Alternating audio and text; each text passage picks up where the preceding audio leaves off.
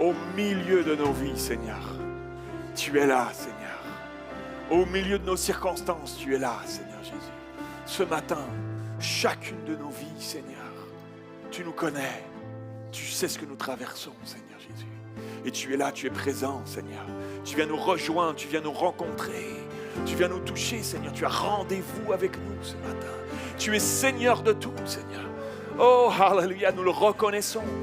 Tu es Dieu au-dessus de tout. Tu es Seigneur, Roi des rois. Ce n'est pas juste des formules religieuses. C'est la vérité. C'est la réalité ce matin. Alléluia, Seigneur. Viens nous rencontrer. Viens nous rencontrer par ta parole ce matin, Seigneur. Alléluia. Merci parce que tu sièges au milieu des louanges de ton peuple, Seigneur. Merci parce que tu viens nous enraciner dans ta parole, Seigneur, dans la vérité aujourd'hui. Je prie que tu ouvres nos cœurs.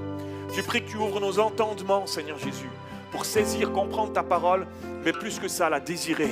Désirer la pratiquer. Désirer mettre en pratique, Seigneur. On ne veut pas juste être des auditeurs oublieux. Seigneur Jésus, nous voulons être des gens, des frères et sœurs, des enfants de Dieu qui pratiquons ce que nous entendons. Fais-nous cette grâce-là, Seigneur, au nom de Jésus. Amen. Amen. Est-ce qu'on peut applaudir le Seigneur? Alléluia. Amen, amen, amen. Amen, alléluia. Prenez place quelques instants. Merci beaucoup à l'équipe de louanges. Merci, Rétendré, d'être avec nous aujourd'hui. Merci beaucoup à toute l'équipe. Est-ce qu'on peut les applaudir? Ils se lèvent tôt, ils s'installent avec l'équipe technique aussi. L'équipe technique, est-ce qu'on peut les applaudir bien fort? Ils sont là, ils se lèvent tôt, ils installent le matériel et tout ça. La vidéoprojection, notre sœur qui est là, regardez-la. Hein? Oh, merci toute l'équipe, ils sont là, ils viennent avant tout le monde, ils se préparent, c'est super. Grâce à eux, on peut avoir des cultes qui se déroulent bien. Moi, je suis très, très reconnaissant. Je suis conscient que je ne suis pas tout seul ici devant. Loin de moi la pensée de penser que je suis tout seul ici devant et que c'est juste ici que ça se passe quand je me mets à prêcher. On est une église, on est une famille, on est l'épouse ensemble. Chacun d'entre nous, si précieux dans chaque service qui sont là, y compris ceux qui sont moins visibles de nos yeux à nous. Très, très précieux. Pasteur Yves nous salue. Il est à Torcy, il est sur notre campus de Torcy aujourd'hui. Il apporte la parole là-bas. C'est le dimanche des baptêmes. Ils sont en train de tester un nouveau baptistère. C'est un nouveau bâtiment, donc ils testent un baptistère. C'est un jacuzzi, mes amis. C'est un jacuzzi, le baptistère, pour de vrai. C'est un de ces jacuzzis, mais bon, on ne met pas les bulles, mais on le teste aujourd'hui parce qu'il faut une pompe pour le vider. Ce n'est pas adapté, les locaux là-bas, mais on le teste aussi pour eux, mais on le testera aussi pour nous ici à Montparnasse, parce que très certainement qu'on va pouvoir utiliser nos prochains baptêmes vont se faire à Bastille, mais ceux d'après, très certainement que ce sera plus adapté d'aller à Torcy pour vivre nos baptêmes, en tout cas. Donc Pasteur Yves est aussi envoyé là-bas pour observer comment ça se passe pour nos prochains baptêmes ici de Montparnasse. Voilà, donc il vous salue bien. Et j'aimerais vous demander aussi la prière pour Pasteur Ivan. Pasteur Ivan, vous savez, qui nous a rejoint avec Marie, son épouse, ici sur le campus de Montparnasse. Et il a des soucis de santé, il a des très très fortes migraines ces derniers temps. Et ça lui crée des vertiges aussi, tout ça. Donc ils sont en train d'investiguer au niveau médical. Ils ont déjà fait des scanners et des IRM et tout ce genre de choses pour le cerveau. Tout est correct, tout est bien. Donc on est rassuré là-dessus. Il doit encore voir cette semaine un ORL pour voir si c'est lié à l'oreille interne, etc., des choses comme ça, ces vertiges-là. Voilà, donc ils investiguent. Merci de prier pour lui. Il n'a pas pu venir ce matin. Il a des fortes migraines qui sont revenues, etc. Quand c'est comme ça, c'est très violent. Donc merci de le porter dans vos prières, vraiment, avec Marie et puis leur petit Ézéchiel aussi. Voilà. Cette semaine avait lieu à Montluçon, au plein centre de la France, avait lieu le congrès national des Assemblées de Dieu de France, comme à chaque année. Et donc avait lieu particulièrement cette année un moment particulier parce que nous consacrions au pastorat plusieurs de nos pasteurs ici à EPM, et en particulier notre cher pasteur Urbain et Véronique sont passés pasteurs à EM dans les Assemblées de Dieu. On l'applaudit plus fort que ça, mes amis. Pasteur Urbain, bravo! Super, une belle étape de passer dans le parcours du combattant pour devenir pasteur dans les Assemblées de Dieu. C'est un peu ça. Ça prend quelques temps, ça prend quelques années pour y arriver. Et c'est bien comme ça parce qu'on veut pouvoir prendre le temps de tester, prendre le temps de grandir, d'apprendre. C'est un apprentissage. Et c'est bien comme ça, mais parfois ça prend un peu de temps. Et on est content, on est heureux, on est fiers, pasteur Urbain, de t'avoir avec nous ici à EPM et de te voir comme pasteur avec nous. Et il y a pasteur José de Bastille avec Rebecca qui sont passés aussi dans ce même stade-là à EM, pasteur à EM. Et puis pasteur Sami Zocola avec Amélie qui sont passés aussi. Donc il y avait 3 de nos pasteurs qui étaient sur Montluçon cette année pour passer là. Donc avec plein d'autres pasteurs en France qui passent à ce stade-là et qui vont pouvoir remplir les églises et servir dans les différentes communautés Assemblées de Dieu en France. Voilà. Donc c'était tout pour mes annonces de début de message. Et j'aimerais qu'on plonge ensemble dans la parole de Dieu. Vous êtes avec moi? Vous êtes avec moi, hein? Vous êtes bien réveillés. Vous n'êtes pas loupés au niveau de l'heure d'été. Très bien, je suis fier de vous. En général, nos smartphones, ils gèrent tout pour nous, hein. On se loupait les autres années, maintenant ils gèrent.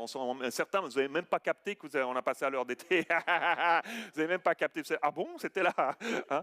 Heureusement qu'on a nos smartphones et tout ça, mais je pense qu'il y en a quelques-uns qui vont arriver 1 heure en retard. Là. Donc on aura compassion d'eux, ils iront se placer tout au fond là-bas et ils n'auront qu'une partie de mon message.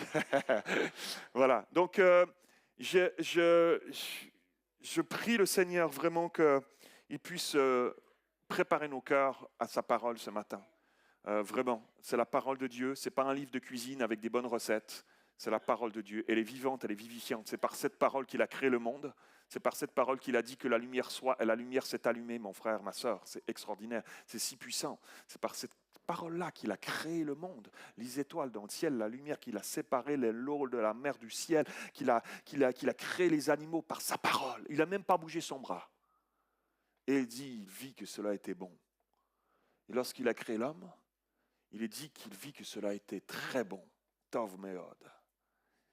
Quand il t'a créé, il a vu que c'était très bon. Tissé dans le sein de ta mère. Il a dit que c'était très bon. Peu importe ce que les hommes ont dit de toi, ce qu'on a dit sur ta vie, peu importe ce qu'on a tenté de t'inculquer, que tu n'en valais pas la peine, que tu y arriveras de façon jamais. Dieu dit de toi aujourd'hui, Tov meod. C'est très bon. Je t'ai tissé dans le sein de ta maman. C'était très bon. C'est moi qui t'ai façonné. C'est très bon. Écoutons, apprenons à écouter le Seigneur plutôt que d'écouter les hommes ou les femmes ou ce qu'on a dit de nous. Ce que le Seigneur dit de toi aujourd'hui, c'est que c'est très bon ta vie. Tu as fait des erreurs, mais ta vie, toi, qui tu es sur mon cœur. C'est très bon quand je pense à toi. J'ai de la joie dans le cœur, te dit le Seigneur aujourd'hui. Amen. Est-ce que quelqu'un ose dire amen à ça?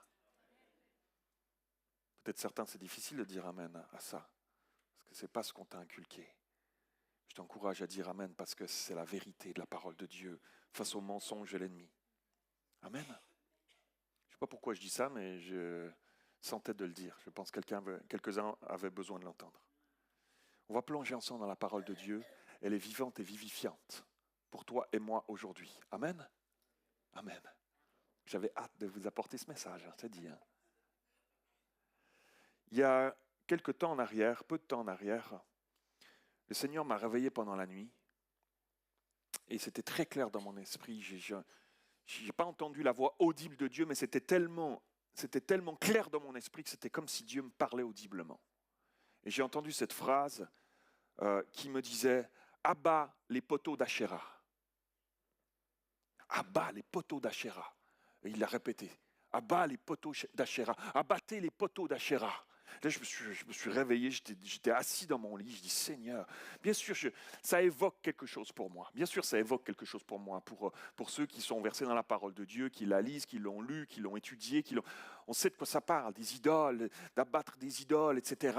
On sait de quoi ça parle, mais je me suis levé, je suis allé me plonger dans ces textes-là. Je dis Seigneur, qu'est-ce que tu me dis? Qu'est-ce que tu es en train de me dire? Qu'est-ce que tu veux me dire? Et ça s'est imposé rapidement à mon esprit. Qu'est-ce que tu veux nous dire? Qu'est-ce que tu veux nous dire à nous en tant qu'Église? Alors, je me suis levé, j'ai creusé la parole de Dieu. Et lorsqu'on se penche, et c'est le titre de mon message, lorsqu'on se penche sur cette question des poteaux d'Achéra, on se rend compte qu'il en est question dans la parole de Dieu tout au long de l'histoire d'Israël. Comme quelque chose qui revient cycliquement. Tu vois ce que je veux dire? C'est comme un cycle qui vient. Ça disparaît, on les fait disparaître, elles reviennent, elles se réinstallent, elles reviennent, ça ne va pas du tout, il faut les faire disparaître. Quelqu'un les fait disparaître à nouveau ou en partie, hop, ça diminue, mais tranquillement ça revient à nouveau. Ça revient dans l'histoire du peuple d'Israël, ça se réinstalle, ça revient et ça se réinstalle un peu partout. Et ça redevient un problème. Et il faut que Dieu amène quelqu'un pour dire ça ne va pas. Et on dit il faut qu'on les enlève. Et ça revient cycliquement dans l'histoire d'Israël.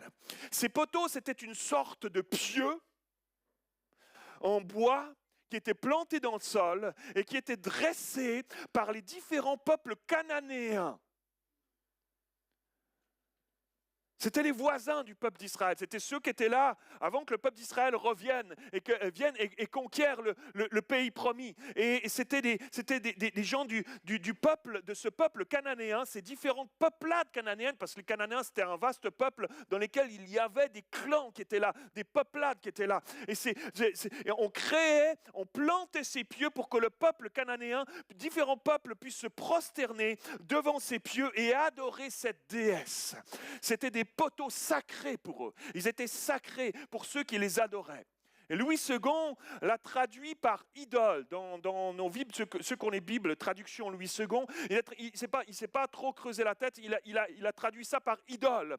Mais littéralement, c'est Asherah. Asherah. Parce que le mot idole, il est bien plus répandu dans la parole de Dieu, dans la Bible, et il a plusieurs noms. Il y a Asherah, mais il y a d'autres noms, il y a d'autres idoles, il y a des Molochs, il y a toutes sortes d'autres noms. Et souvent, la plupart du temps, Louis II l'a traduit par idole. Mais là, on parle de Asherah. La Asherah, littéralement, dans la parole de Dieu, c'est Astarté. Astarté littéralement. Astarté, c'était une déesse, c'est une déesse féminine qui était une divinité qui était adorée pour la guerre, mais qui était adorée pour la fertilité et qui était adorée pour la prospérité. Ok ? Regardez regardez, j'ai retenu cette définition-là. Le culte d'Asherah mêlait rites de fertilité, vénération d'objets symboliques, des poteaux, des arbres, et pratiques, de toutes sortes de pratiques domestiques ou communautaires. Donc on le faisait de manière individuelle ou de manière communautaire. Comme pour d'autres divinités, on lui offrait des produits agricoles, du pain, de l'huile, du vin, des animaux en sacrifice et des parfums qu'on lui offrait afin d'obtenir sa bénédiction pour la fertilité, pour la prospérité des récoltes et du bétail. Son culte, écoutez bien, son culte était souvent lié à des cérémonies saisonnières pour assurer la fertilité des terres et des humains. Ces pratiques pouvaient inclure des danses, des chants ou des rites sexuels symboliques. Wow! On venait se prosterner, on venait offrir, mais on venait faire des débauches au pied de ces choses-là aussi, sexuellement, pour obtenir la fertilité, la prospérité. Excusez-moi de parler de ces choses-là, mais c'est la parole de Dieu qui en parle. Donc il faut aborder ces sujets-là aussi et comprendre qu'est-ce que ça veut dire pour nous aujourd'hui. On va y aller ensemble. Les gens à l'époque adoraient Asherah de toutes ces manières-là pour obtenir la fertilité, pour obtenir la prospérité sur leur récolte, leur commerce, pour avoir des descendants. Et le peuple d'Israël, comme régulièrement dans son histoire, dans l'histoire d'Israël, est influencé par les peuples alentours et tenté de faire comme eux malgré les mises en garde de l'Éternel et malgré les prophètes successifs que Dieu va envoyer pour les avertir, pour leur dire non, on ne va pas là, revenez. Alors que Dieu leur avait expressément dit à travers Moïse, regardez avec moi, Exode chapitre 20, verset 3. Tu n'auras pas d'autre Dieu devant ma face. Tu ne te feras point d'image taillée. Tu ne feras pas des idoles là, tu ne planteras pas des pieux, tu ne te sculpteras pas des trucs pour te prosterner devant, tu ne feras pas de statues, de statuettes, tu ne feras pas d'image taillée, ni de représentation quelconque des choses qui sont en haut dans les cieux, qui sont en bas sur la terre et qui sont dans les eaux plus bas que la terre. Tu ne te prosterneras point devant elles et tu ne les serviras point, car moi, l'Éternel ton Dieu, je suis un Dieu jaloux qui punit l'iniquité des pères sur les enfants jusqu'à la 3e, la 4e génération de ceux qui me haïssent, et qui fait miséricorde jusqu'à 1000 générations à ceux qui m'aiment et qui gardent mes commandements. Quelqu'un dit Amen. Wow! Et pourtant, Et pourtant, au lieu de s'approcher de Dieu en l'adorant lui seul comme il leur avait préconisé, et en le mettant à la place centrale de leur vie et du peuple d'Israël, ils se mettent à penser qu'en adorant des idoles, comme les peuples alentours, en se prosternant devant des pieux, devant des poteaux d'Achéra, comme les autres peuples païens autour d'eux, ils auront alors la fertilité désirée, ils auront alors la prospérité désirée, tant attendue, ils auront le bonheur recherché sur leur propre vie.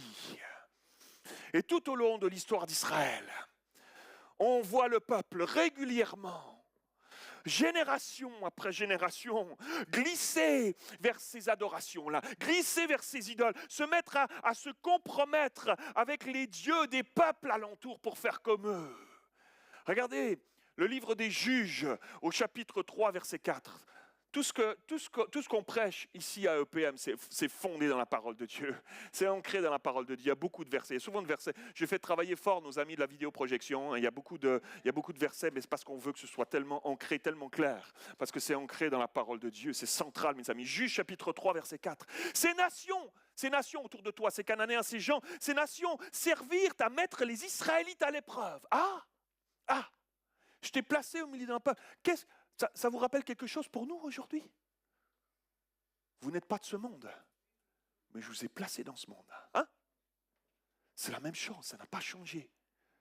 Pour le peuple à l'époque, ces peuples à l'époque, le peuple d'Israël au milieu des Cananéens, sous le temps de Jésus et des disciples, mais sous notre temps aujourd'hui, à nous aussi en 2026. Ces nations servirent à mettre les Israélites à l'épreuve, afin que l'Éternel sache s'ils obéiraient aux commandements qu'il avait prescrits à leurs ancêtres par l'intermédiaire de Moïse. Les Israélites habitèrent au milieu des Cananéens. Vous n'êtes pas de ce monde, mais je les ai placés dans ce monde. Au milieu des Cananéens, des Hittites, des Amoréens, des Phéréziens, des Héviens, des Jébusiens, ça c'était tous les tribus des Cananéens, ces peuples cananéens. Et ils prirent leurs filles, regardez les Israélites, ce qu'ils font, ils prirent leurs filles pour femmes et ils donnèrent leurs propres filles à leurs fils et ils servirent leur Dieu. Les Israélites firent ce qui déplaît à l'Éternel, ils oublièrent l'Éternel et ils servirent les Baals et les idoles dans Louis II. Littéralement, c'est les Astartés, littéralement, c'est les Achéras. Voilà, ils servirent les Baals et les Achéras. Waouh! On ne peut pas s'imaginer à quel point, pour les gens de l'époque, parce qu'on ne vit plus comme à l'époque, on vit plus de la même manière qu'eux. On ne peut pas s'imaginer pour eux à l'époque à quel point la question de la fertilité était centrale, à quel point la question de la prospérité pour eux était centrale, primordiale dans leur conception de la vie. C'était une question de survie en fait. Aujourd'hui, au XXIe siècle, on vit aujourd'hui, on a moins cette compréhension dans nos pays occidentaux. Nos magasins regorgent de nourriture, de produits de toutes sortes. Je ne dis pas qu'il n'y a plus de pauvreté, il n'y a plus de précarité, je ne dis pas ça, mais on s'en rend moins compte qu'à l'époque. Aujourd'hui, on va au supermarché et on se sert d'un produit, dans un rayon où se trouvent déclinés 10 mêmes produits de marques différentes. Tu dis, lequel je produis aujourd'hui?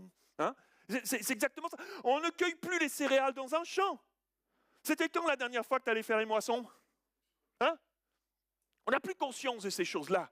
Tu vas dans le supermarché, tu prends un bol, tu prends un paquet de céréales dans un packaging déjà tout prêt pour que demain matin, tu te lèves, tu ouvres et dans ton petit bol, c'est parti.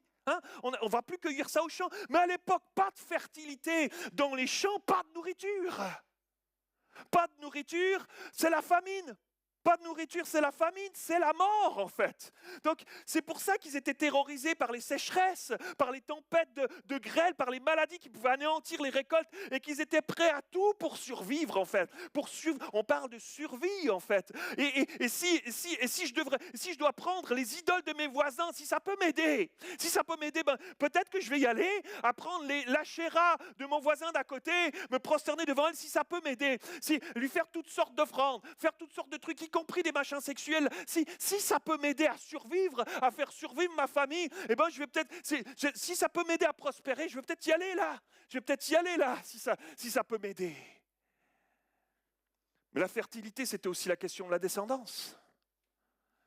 C'était central pour la survie de la famille, pour la survie du clan, pour la survie du peuple d'Israël. Et c'est pour ça que c'était une telle honte, un tel déshonneur, une telle tristesse, une telle opprobre de ne pas pouvoir enfanter à cette époque-là. Et que la stérilité était considérée comme une malédiction, même à l'époque. Regardez maintenant ce que va faire le roi Roboam. Roboam, c'était le fils du roi Salomon. Le fils du roi Salomon, le fils de David, du grand roi David, le grand roi Salomon, qui a étendu le royaume encore plus que son père David, qui a demandé la sagesse à Dieu. Dieu a dit, parce que tu as demandé la sagesse, je te donne la sagesse, mais je te donne encore la richesse, je te donne encore la prospérité, je te donne encore la faveur. Regarde, son propre fils Roboam, 1 roi chapitre 14, verset 22, le fils de Salomon.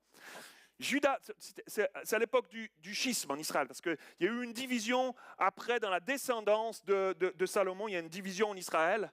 Roboam, Jéroboam, il y a eu Judas, il y a eu Israël, il y a eu une division, un schisme en Israël. Et donc Roboam va prendre, le fils de Salomon va prendre la royauté en Juda. Et voilà, Judas fit ce qui est mal aux yeux de l'Éternel.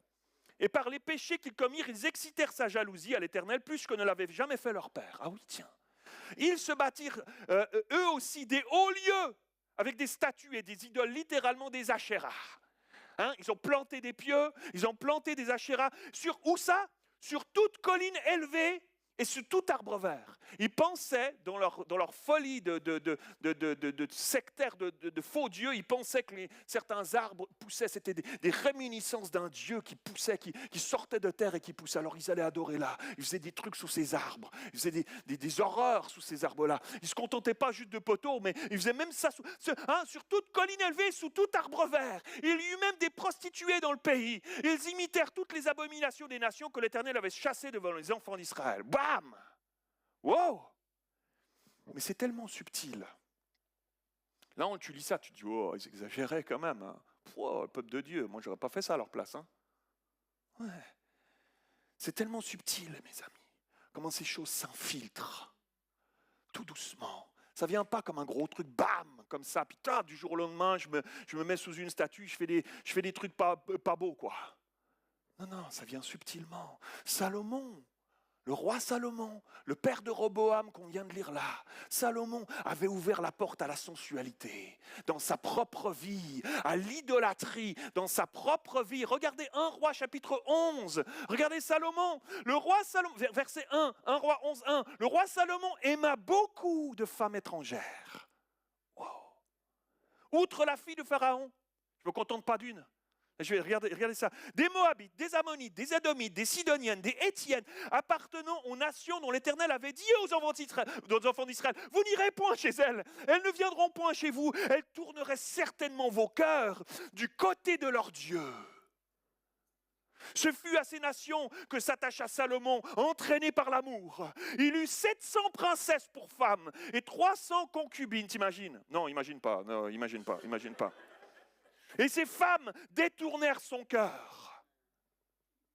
À l'époque de la vieillesse de Salomon, ces femmes, regardez où ça t'amène, subtilement, tranquillement. Tu ouvres la porte à ces choses-là, tu te permets de regarder des choses, tu te permets d'entretenir des saletés, tu te permets de regarder d'autres femmes que ta femme sur Internet. Subtilement, tu ouvres des portes, tu laisses des choses entrer. Et à la vieillesse de Salomon, ces femmes inclinèrent son cœur vers d'autres dieux. Et son cœur ne fut plus point tout entier à l'Éternel son Dieu, comme l'avait été le cœur de David son père. Salomon alla après Astarté. Qu'est-ce qu'on a dit qu'il faisait à Astarté là? Quel genre d'offrande il faisait? Il alla vers Astarté, il ne donne pas plus de détails, mais il alla vers Astarté, divinité des Sidoniens. Après Milcom, il ne se contente pas d'Astarté. Milcom, l'abomination des Ammonites. Et Salomon fit ce qui est mal aux yeux de l'Éternel. Et ne suivit point pleinement l'Éternel comme David son père. Alors Salomon bâtit sur la montagne qui est en face de Jérusalem un haut lieu pour Kémosh, l'abomination de Moab. Et pour Moloch, on brûlait des enfants vivants sur les bras de Moloch. On faisait chauffer la statue. C'était une statue Moloch comme ça, avec 2 bras comme ça en métal. On la faisait chauffer à blanc. On mettait un feu en bas de la statue, on la faisait chauffer jusqu'à ce qu'elle soit chauffée à blanc. Et ils offraient des enfants vivants. Ils posaient l'enfant sur les bras de la statue. Moloch, c'était ça. Salomon, le roi Salomon, sur les montagnes, il bâtit des hauts lieux pour Moloch, l'abomination des fils d'Ammon. Et il fit ainsi pour toutes ces femmes étrangères qui offraient des parfums et des sacrifices à leurs dieux. Je vais apaiser mes femmes, je vais les apaiser. Alors pour qu'elles puissent aller adorer leur Dieu, on va faire des abominations sur chaque montagne en Israël. Vous voyez comment ça vient subtilement. Et on regarde juste après, une génération après, sous son fils Roboam, les idoles, les Ashéras sont répandus partout dans le pays. On l'a lu sur toute colline. Là, ce n'est pas juste quelques-unes pour les femmes de Salomon. Là, maintenant, il y en a sur toute colline. En Israël, t'imagines, chaque colline, ceux qui sont déjà allés en Israël, il y a pas mal de collines. Il y a des collines, des collinettes, il y a toutes sortes de collines. Et il y a là, sur toute colline et sous tout arbre vert, sous Roboam, son fils. Tu vois comment ça se répand. Et au lieu d'atterrir la fertilité, la prospérité, qu'ils appelaient tous de leurs vœux en Israël, tellement ils s'attirent la malédiction de Dieu qui leur avait dit « Tu n'adoreras point d'autre Dieu que l'Éternel ». Tu vois comment ça arrive. J'aimerais vous dire, mes amis, avec crainte et tremblement, qu'aujourd'hui encore, cette quête de la prospérité est encore bien présente. Elle n'a pas forcément les mêmes manifestations, mais elle a les mêmes racines. Exactement les mêmes racines. Le corps de l'homme est tortueux, le même qu'à l'époque. Il n'a pas changé. Tant de gens sont prêts à beaucoup de choses pour cela, pour la prospérité.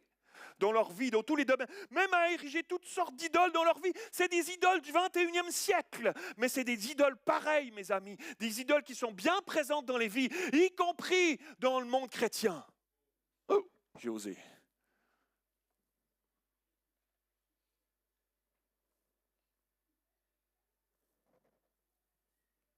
Y compris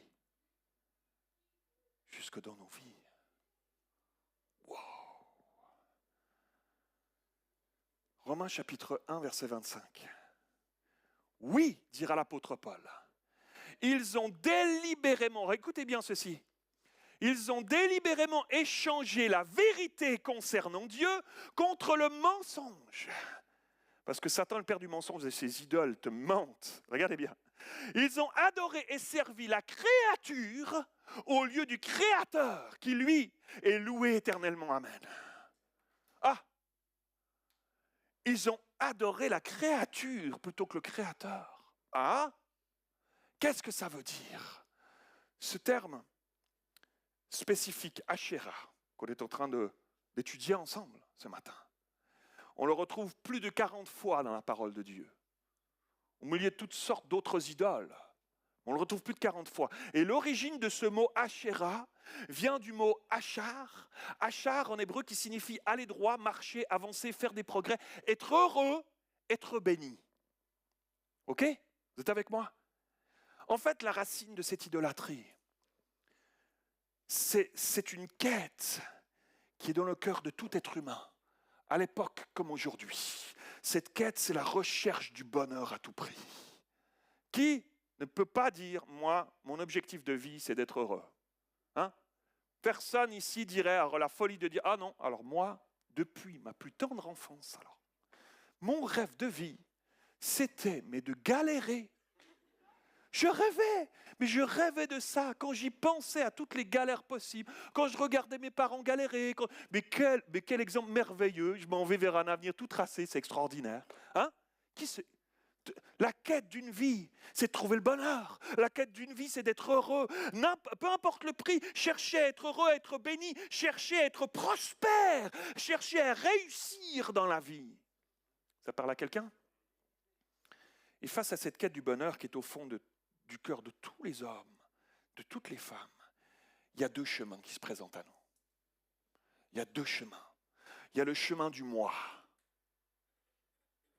Comment je vais trouver le bonheur? Moi, pour moi, moi-même. Quel plan de vie, quel plan de match j'ai pour que je puisse devenir heureux, pour que moi-même, avec moi-même et moi, je. Et sur ce chemin du moi, lorsqu'on s'y engage, c'est une quête en fait.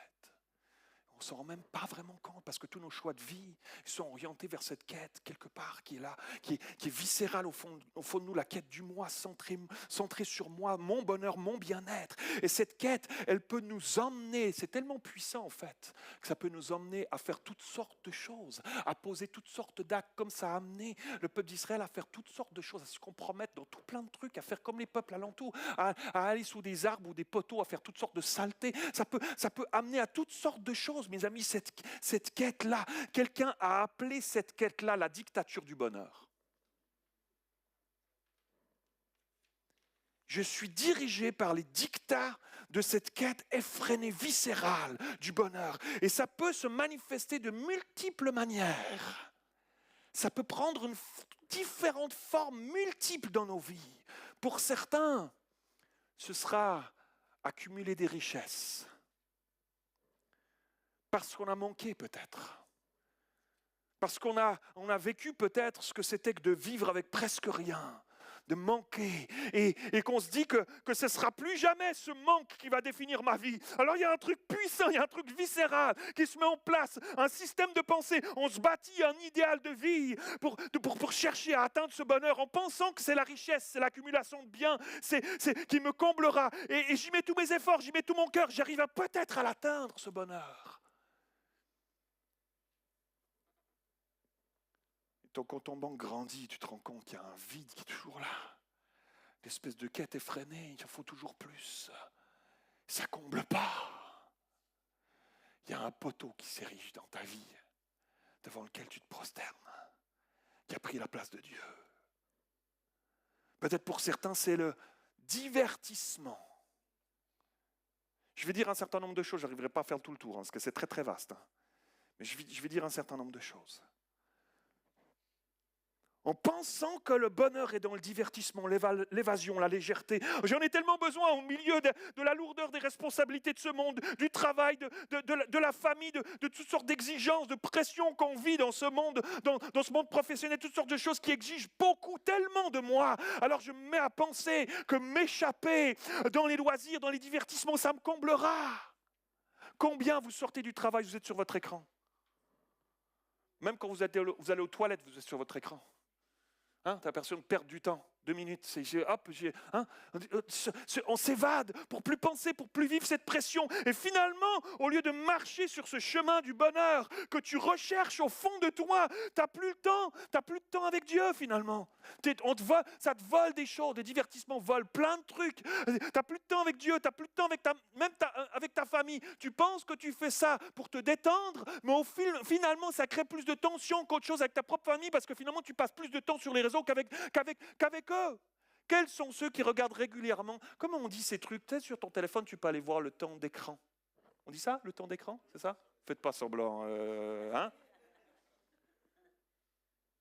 Quels sont ceux qui vont sérieusement tous les jours dire combien j'ai passé de temps aujourd'hui? J'ai une responsabilité devant Dieu. Je suis un enfant de Dieu. Combien? Puis derrière, on dit j'ai pas de temps pour prier. Derrière, on dit, non, la parole de Dieu, attends, je lis vite le petit verset du jour, sur mon application, machin, vite fait. Ouais, mais TikTok, là, combien de temps t'as passé? Snapchat, là, combien de temps? Insta, combien de temps? On n'ose pas regarder. Je sens que j'appuie sur un bouton, Mais savez que je vous aime, Vous savez que je vous aime, je nous pousse parce que je nous aime, parce que je ne peux pas dans mon âme et conscience de votre pasteur, je ne peux pas passer à côté de ces choses-là. Je vois qu'il y a trop de chrétiens qui se font voler des choses pour ces choses-là, qui se prosternent devant ces achéras-là, qui se prosternent devant ces pieux-là dans leur vie. Vous vous faites voler des choses, alors que dans un autre sens, vous dites que vous aimez Dieu, vous venez le dimanche matin à l'église, un petit sacrifice d'1h30 le dimanche matin, puis le reste du temps, on scrolle, on regarde, on perd du temps, et puis on dit qu'on n'a pas de temps pour Dieu. Mais Dieu a tellement plus pour toi, mon frère, ma soeur. Il ne t'a pas sauvé au prix de sa vie sur la croix pour que tu en arrives là aujourd'hui, que tu tournes en rond dans ces choses-là, en pensant des erreurs, en te prosternant devant des idoles de divertissement. Mais je vous aime. Amen, amen, amen. Ça fait du bien. Je ne dis pas que les divertissements sont à proscrire, comprenez-moi bien. Je ne dis pas que tu dois tout... Mais on a besoin de moments plus légers dans notre vie aussi. Si tu as prévu d'aller à Disneyland Paris demain parce qu'ils ont ouvert le truc de la Reine des Neiges, il n'y a pas de problème, vas-y, si tu aimes ça, libérer, délivrer. On a le droit, c'est ok. Vous comprenez ce que je veux dire? Mais est-ce que c'est devenu une dépendance? Est-ce que ces écrans, est-ce que ces évasions-là, est-ce que ces divertissements sont devenus un besoin vital, une idole? C'est ça la vraie question, mon frère, ma soeur. Il faut que tu te la poses. Moi, je soulève un truc. Mais il va falloir que tu te la poses très sérieusement devant Dieu toi-même. Je ne pourrais pas faire ça à ta place. Pour certains, c'est l'abus d'alcool. ou de substances. J'ai encore 2-3 trucs à vous dire. Hein. Accroche-toi, serre ta ceinture. J'ai fermé la porte à clé, personne n'a le droit de sortir. C'est une autre évasion. 1 verre, 2 verres, 3 verres. Ah, je recherche cette sensation qui me détend dans ce monde de fou que je vis. Je ne suis pas en train de dire que tu n'as pas le droit de boire l'alcool. L'apôtre Paul a dit à Timothée, 1 verre. Il avait des problèmes de digestion à cette époque-là. L'eau était très, très impure. Et donc, voilà, c'était une autre réalité encore que nous aujourd'hui. Mais est-ce que c'est devenu une idole? Tu as besoin de ton verre. Tu as besoin de ta petite évasion, là. Tu es prêt à y consacrer beaucoup. Beaucoup de temps, beaucoup d'argent, beaucoup de temps perdu. Tu te réveilles dans la tête qui tourne. Et puis tu te dis, je ne me rappelle plus trop, hier soir. Cette idole est en train de tout voler, en fait. Ces idoles-là, elles te volent tout. Elles ne te font pas de cadeaux, ta santé mentale, ton job, ta famille, tes amis, ta foi. Derrière tout ça, c'est là que ça glisse. Pour d'autres, c'est le bien-être physique. La santé, le sport, la beauté, le culte du corps. Et on se met à penser que si je mets tous mes efforts pour être au top physiquement, aussi fort que belle, je serai bien, je serai heureux. Comprenez-moi bien, je ne suis pas en train de dire que se maintenir en forme, c'est mal. Au contraire, on a besoin de parfois gérer mieux notre façon de manger, notre façon de bouger, de gérer notre temps. Comprenez-moi bien, mais où est ton cœur dans tout cela? Est-ce que c'est devenu une idole? Est-ce que ça pourrait être devenu une idole? Un Dieu devant lequel je me prosterne au fond de mon cœur? Est-ce que le culte du bien-être, de la beauté, aujourd'hui on peut accéder à toutes sortes de trucs, hein. Tu te refais avec des silicones, tu te refais plein de trucs, hein, avec des piqûres de substances dans tes lèvres, tu changes de bouche, on ne te reconnaît même plus. Une petite ride qui arrive, oh c'est trop tôt. Ah c'est trop tôt, je ne peux pas, non, je ne peux pas. On fait disparaître ça et tu n'as plus de ride d'expression, tu n'as plus rien. Tu souris, on ne le voit même plus.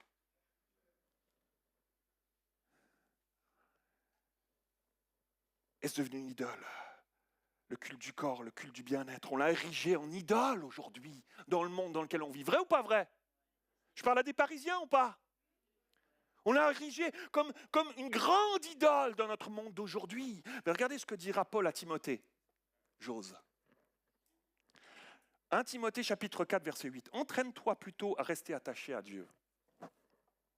L'exercice physique a son utilité, certes, mais celle-ci est limitée. L'attachement à Dieu, lui, est utile à tout, puisqu'il possède la promesse de la vie pour le présent et pour l'avenir. Tu cherches le bonheur, là il y a la promesse de la vie pour le présent et pour l'avenir. Alléluia. Pour d'autres, j'ai pas terminé. Pour d'autres, c'est ton rêve de vie. Tu es une rêveuse, un rêveur, ton rêve de vie. Ton rêve à accomplir, même pour Dieu, ton projet. Et ce rêve, ce projet, il est devenu plus important que Dieu, même pour Dieu. On te l'enlèverait, tu dirais j'arrête. Dieu dirait je t'enlève ça, hein?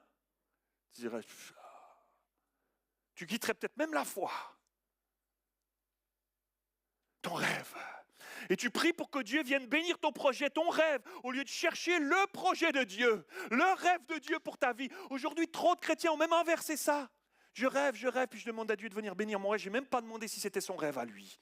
Et je me mets à être coincé dans des rêves où je pense que je fais ça pour Dieu, et je demande à Dieu de venir bénir. Je ne comprends pas pourquoi il ne vient pas bénir, alors que je ne me suis pas posé une seconde la question, c'était quoi ton rêve à toi, Seigneur? C'est quoi ton rêve à toi pour ma vie, Seigneur? Il est tellement mieux que tous les autres, il est tellement mieux que tout ce que je pourrais imaginer, penser, il est tellement mieux. Et on se met à demander à Dieu de venir bénir notre rêve. Ce rêve est devenu une idole, c'est devenu une idole, et tu sers ton rêve, ton projet plus que Dieu. Ose être toi, accomplis tes rêves. Aujourd'hui, c'est ce qu'on entend partout, même dans le monde chrétien. Des développements personnels, accomplis tes rêves. Mais nous ne nous laissons pas piéger, mes amis. Ne nous laissons pas piéger par n'importe quel message sur les réseaux aujourd'hui, mes amis. Ne nous laissons pas piéger.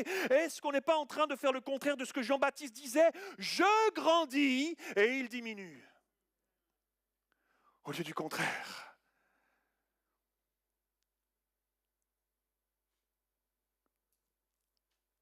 Et on pourrait décliner bien longtemps tout ça.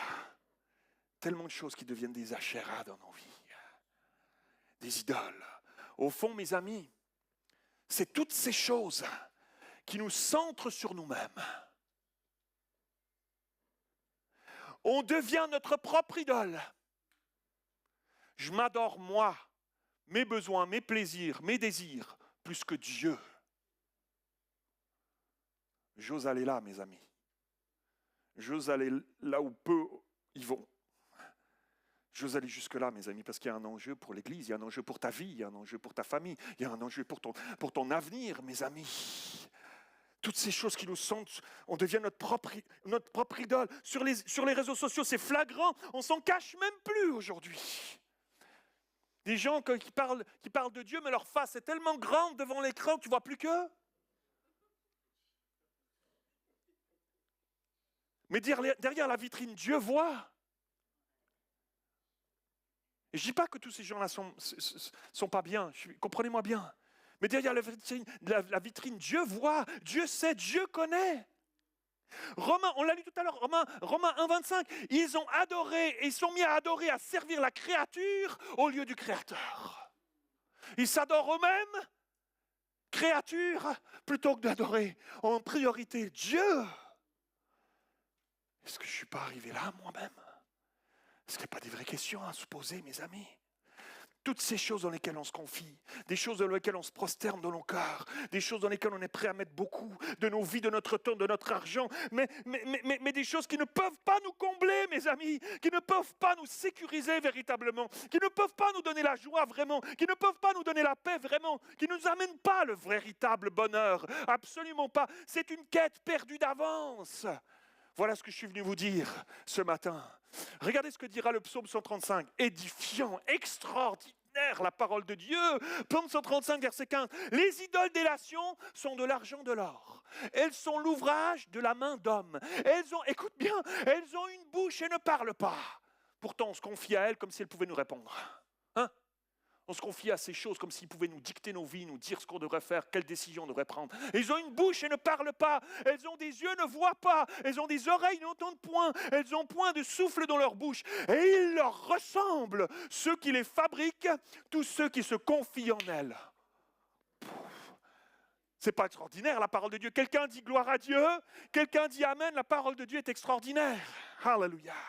Et c'est exactement la même chose pour nos idoles d'aujourd'hui. Rien n'a changé. Ces choses-là ne peuvent pas nous apporter quoi que ce soit. Elles ne peuvent pas nous combler. Et pire que cela, mes amis, on se met à leur ressembler. On n'a plus rien à dire. On n'entend plus les choses. On n'a plus de choses à dire parce que les paroles qui sortent de notre bouche, on a tellement passé de temps sur TikTok que quand on se fait parler de Dieu, nos paroles, elles tombent à terre parce qu'on n'a rien à dire. Parce que ça pèse plus grand-chose, parce qu'on l'a plus côtoyé, parce qu'on n'a plus passé de temps avec lui. Comme ces idoles, on devient comme elles. Elles ont pas de bouche pour parler, elles ont des bouches mais elles ne parlent pas. Elles ont des oreilles, ils n'entendent pas. On devient comme elles, c'est ce que ça dit. Ils leur ressemblent, ceux qui les fabriquent, tous ceux qui se confient en elles au final. C'est ça qui se passe. Alors que notre désir au départ, c'était de ressembler à notre Seigneur Jésus. Vous voyez comment, tranquillement, ça se met à glisser et tu te retrouves sur chaque colline d'Israël à avoir des pieux sacrés. Waouh! Il y a un autre chemin, mes frères et sœurs. Il y a un autre chemin, mes frères et sœurs. J'ai bientôt terminé. Cet autre chemin, c'est le seul chemin, le seul véritable. C'est le chemin dont nous parle l'Évangile, le chemin du renoncement. Le chemin du renoncement au moi, à mon ego, à l'égocentrisme, c'est justement l'inverse, mes amis. Parce que le bonheur ne se trouve pas que lorsque je suis centré sur moi-même. Il ne se trouvera jamais là, lorsque j'investis sur mon nombril. Le bonheur, il se trouve en Dieu, c'est là, tout près de lui, lorsque je le mets au centre de ma vie, lorsque je le mets au centre de mes préoccupations, lorsque je le mets au centre, lorsque j'ai peur, lorsque je doute, lorsque je suis déboussolé, lorsque la tempête souffle, lorsque l'épreuve fait rage. C'est là qu'est la paix, c'est lorsque je le mets au centre, c'est là qu'elle réconfort, c'est là que je suis comblé, c'est là que je trouve le vrai bonheur. Le plan de Dieu, c'est de nous donner ce bonheur. Nous l'avons en lui, mes amis, mais pas à n'importe quel prix. Pas à n'importe quel prix, puisque c'est le prix au prix de sa vie qu'il a payé notre dette, mes amis. C'est sur ce chemin, notre quête d'apprendre sur ce chemin. C'est contre notre nature qu'on a besoin de lutter, mes amis. C'est contre notre nature qui résiste à cela. Diminuer pour qu'il puisse grandir, c'est contre nature. Mais c'est pourtant ça que dira Jean-Baptiste, mes amis. C'est là que se trouve le vrai bonheur d'apprendre à mourir pour qu'il puisse pleinement vivre dans tous les domaines de notre vie. Mais comment je fais, pasteur Mathieu? Comment je fais? Abat les poteaux d'Achéra. C'est pour ça que Dieu m'a réveillé cette nuit-là, pour vous le dire, pour me le dire à moi, pour me le rappeler, et pour nous le rappeler ensemble, mes amis. C'est ça qu'ont fait certains rois en Israël. Ézéchias, Josias. Tu les liras chez toi. Ézéchias, on trouve ça dans 2 Rois, chapitre 18.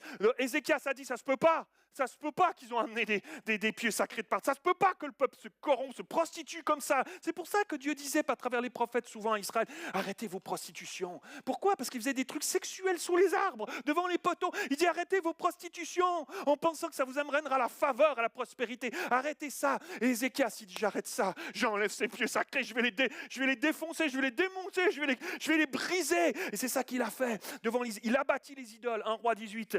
Et il fut attaché à l'Éternel, il se détourna point de lui, et il observa ses commandements que l'Éternel avait prescrits à Moïse. Et l'Éternel fut avec Ézéchias, verset 7, qui réussit dans toutes ses entreprises. Ah! Tu veux le bonheur? Tu veux réussir dans toutes tes entreprises? C'est pour ça que tu es allé sur le chemin du moi, je vais réussir, moi je vais prouver, moi j'ai manqué, moi je vais... C'est pas le moi en fait. Si tu vas en Dieu, alors tu réussiras dans tes entreprises. Si tu vas sur ce chemin de Dieu, là tu réussiras. Et regardez jusqu'à quel point c'était arrivé. Sous le roi Josias, sous le petit-fils de Manassé. Manassé était un mauvais roi en Israël. Et on voit son histoire dans 2 Rois, chapitre 23. Un mauvais roi en Israël. Et son petit-fils, il avait amené des idoles de partout dans le pays. Comme beaucoup avaient fait avec lui, c'était cyclique comme on l'a vu. Et son petit-fils Josias, qui était roi en Israël, il va arriver, verset 6, il sortit de la maison de l'Éternel l'idole d'Astarté. T'imagines? Il l'avait amené jusque dans la maison de l'Éternel. Ils avaient planté un pieu d'Astarté à côté de l'autel des sacrifices. Ils avaient amené une idole jusque dans la maison de Dieu. Waouh! Et Josias, il va sortir de la maison de l'Éternel, l'idole d'Astarté qu'il transporta hors de Jérusalem vers le torrent du Cédron. Qu'est-ce qu'il va faire avec? Il la brûla. Et la réduisit en poussière, il abattit les maisons des prostituées qui étaient dans la maison de l'Éternel. Jusque dans la maison de l'Éternel, il y avait des prostituées qui étaient venues. Ils faisaient des trucs jusque dans la maison de l'Éternel, imagine-toi, où les femmes tissaient des tentes pour Astarté. Dans la maison de l'Éternel. Wow. Et le roi rendit impurs les hauts lieux qui se trouvaient en face de Jérusalem, à droite du mont de la destruction, et que Salomon, le roi d'Israël, avait construit en l'honneur d'Astarté, l'abominable déesse des Sidoniens. Il brisa les statues et abattit les poteaux sacrés. Imaginez-vous, à force de laisser ça traîner dans ta vie, jusque dans le temple. C'est nos vies, ça. Nous sommes le temple du Saint-Esprit. Ça peut se glisser jusque dans nos vies. À laisser glisser ces choses-là, à tolérer des choses-là comme ça, à se prosterner devant ces idoles du 21e siècle, à tolérer ces choses-là dans nos vies, à se permettre de regarder ces choses-là, à laisser, en disant personne ne m'a vu, etc. Tu laisses s'infiltrer ces choses et ça vient jusque dans le temple de ta vie. Et tu te mets jusque dans le temple qui est censé être le temple du Saint-Esprit. Alors tu cloches des 2 pieds, comme dira le prophète Élie. Tu cloches et tu tolères dans ta vie ces choses-là qui se sont introduites jusque-là. Mais abat mon frère, ma soeur, abat ces poteaux-là. Il n'y a pas d'autre solution. Abat-les, ils n'ont rien à faire là. Ces choses n'ont rien à faire là. Ils te rendent esclave. Ils rendent de l'esclavage dans ta vie. Aujourd'hui même, tu peux venir le dimanche matin lever des mains, mais il y a des poteaux qui sont plantés dans des coins de ta vie, à côté de l'autel où tu lèves des mains. Il y a des poteaux qui sont là. Et Dieu te dit aujourd'hui, ça suffit. C'est terminé parce que j'ai tellement un plan plus grand pour ta vie. J'ai tellement plus pour toi. Si tu ne pouvais pas t'imaginer, là tu as attires la malédiction, tu attires la stérilité sur ta vie, tu attires des choses dans ta vie spirituelle que tu tolères là, que Dieu dit ça suffit parce que je t'aime trop, ça suffit parce que j'aime trop mon épouse, ça suffit ces choses-là. Je vous le dis parce que je vous aime tellement mes amis, je brûle dans mon cœur intérieur parce que je sais qu'il y en a ici au milieu de nous. Vous tolérez ces poteaux-là dans vos vies, vous les tolérez dans vos vies et Dieu a un autre plan pour vous et vous tournez en rond dans des choses alors que vous permettez encore ces esclavages-là dans vos vies en raisonnant et même en arrivant à vous dire, à vous mentir à vous-même en vous disant que ce n'est pas si grave que ça. Seigneur Jésus, fais-nous grâce. J'ai terminé, tout est dit. On va incliner nos têtes, mes amis, on va faire un temps de silence. C'est pas courant. J'aime bien faire des appels avec la musique, la louange, mais là on va faire un temps de silence, c'est sérieux. Et on va se mettre devant Dieu, tu vas laisser Dieu parler à ton cœur. Il y en a plusieurs, vous êtes ici, c'est un premier avertissement. On ne vous avait pas encore dit ces choses-là. Vous découvrez ces choses-là. Et il y a des choses que j'ai dit, puis Dieu a mis le doigt sur certaines choses, dans certaines vies. Aujourd'hui, tu sais que c'est une idole. Puis il y en a d'autres, Dieu va vous parler, il y a d'autres domaines. Il y a d'autres choses que je n'ai pas pu évoquer, on n'a pas le temps. On a déjà dépassé l'heure. Mais il y en a d'autres, vous avez besoin de vous mettre devant Dieu aujourd'hui, tout à l'heure quand vous rentrerez chez vous, dans les prochains jours, si vous êtes alerte au Saint-Esprit, si vous avez envie de mettre votre vie devant Dieu et régler ces choses-là pour être pur, un canal pur devant Dieu, pour qu'il puisse déverser tout ce qu'il a prévu de vous déverser, qu'il ne peut pas parce que vous tolérez ces choses-là et ça empêche son bras d'y aller. C'est pas qu'il ne veut pas, c'est toi, c'est nous qui bloquons. Et on pointe Dieu du doigt en disant, ouais, pourquoi j'ai pas plus cela, pourquoi mon frère, ma soeur, il a plus ça, pourquoi moi j'ai pas ça, pourquoi je suis pas baptisé dans le Saint-Esprit, pourquoi je vis pas cette guérison, pourquoi? Et c'est pas ce que tu tolères, c'est pas sa faute à lui, c'est toi qui tolères ces choses-là. Dieu dit, je peux pas y aller, c'est toi qui dois abattre. Il a pas dit, j'abattrai les poteaux d'Achéra. Il a dit, abat. Il a dit, abat, c'est à toi de le faire. C'est toi qui choisis, qui décide, je le veux plus. Je l'enlève, je le détruis. Après, il va t'aider. Il te donnera les ressources parce qu'on n'y arrivera pas par nous-mêmes, le reste. De tenir le coup, de ne pas retomber, de ne pas ramener l'idole et de me prosterner devant elle. Lorsque j'aurai un souci, un problème, une déception, on va être tenté de la ramener. Là, on aura besoin de son aide. Mais là, maintenant, c'est ton choix. C'est toi qui dois décider de dire, j'abats ce poteau. J'abats ce poteau. On va prendre un temps de silence. Laisse le Saint-Esprit te parler.